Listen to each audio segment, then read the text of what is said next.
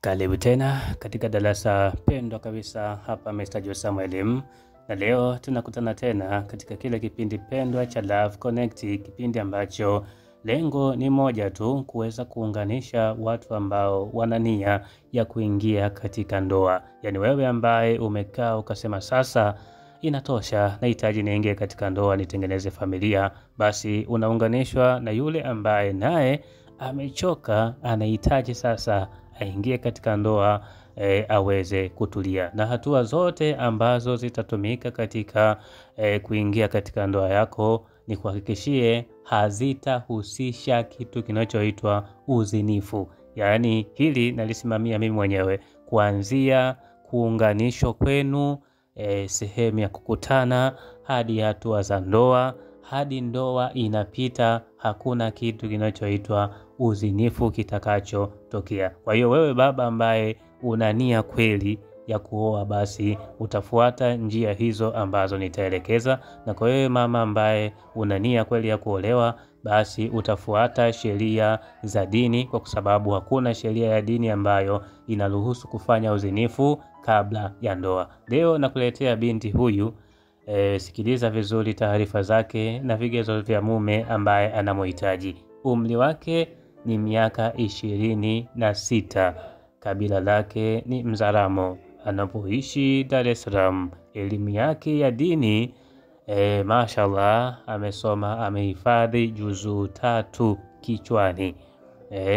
Mwenyezi Mungu amemjalia, kwa maana dini yake ni Muislamu, na amehifadhi juzuu 3 kichwani. Elimu ya mazingira amesoma hadi kidato cha 4. Kazi ambayo anajishughulisha nayo kwa sasa ni fundi cherehani, fundi wa kushona. Hizo ndiyo kazi zake. Muonekano wake ni mweusi mwembamba kiasi. Basi sifa za mume ambaye anamhitajia ni wewe baba ambaye una miaka 28 hadi 35. Kama upo katikati hapo, basi binti huyu analidhia, lakini uwe na kipato cha halali, yani kazi inayokuingizia kipato cha halali. Elimu ya dini walau umzidi yeye, ili uweze kumuongoza vizuri, lakini hata kama mkifanana haina shida juu yake. Lakini kabila anasema lolote lile yeye yuko tayari, na muonekano wa mume hajautaja. Kwa hivyo wewe zingatia tu hivyo vigezo vya umri, elimu yako ya dini, kipato na sehemu ambayo unapatikana.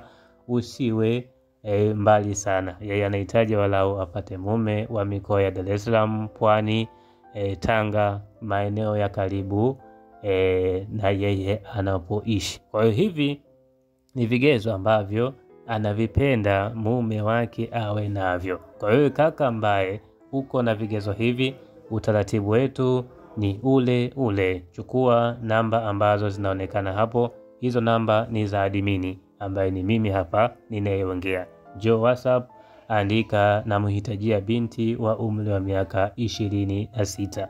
Kama atakuwa bado hakuna mwingine ambaye amepatikana kwa upande wake, basi nitakupatia utaratibu wa namna ya kuunganishwa na binti huyu, na mwisho wa siku kama mtaridhiana, basi hatua zingine kuelekea katika ndoa yenu zitafuatwa kwa kuzingatia misingi ya dini ya Uislamu inavyosema. Na imani, kabla haujanitafuta, basi anza kupitia hapo kujifunza kidogo hatua za kumwendea binti wa Kiislamu ili kumchumbia na kumuoa zipoje.